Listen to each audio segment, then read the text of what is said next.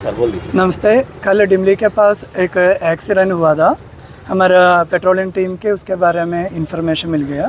उसके हिसाब से हम लोग उधर गया था।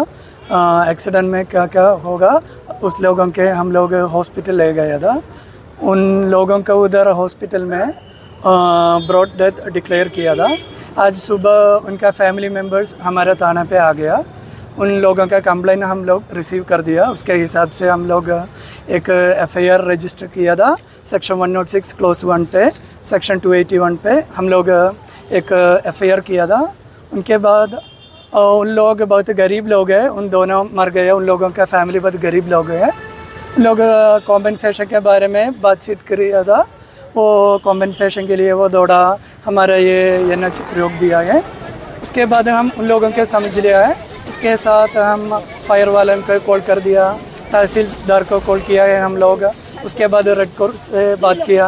हमारे पुलिस के तरह क्या क्या कर सकता है हम लोग सारे कर चुका है।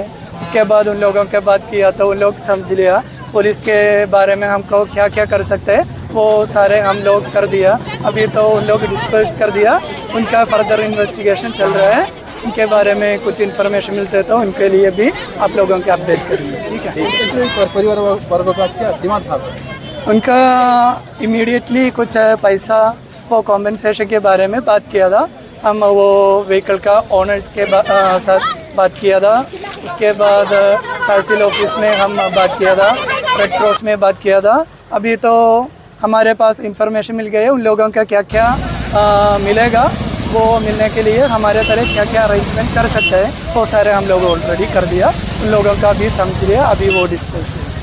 ठीक।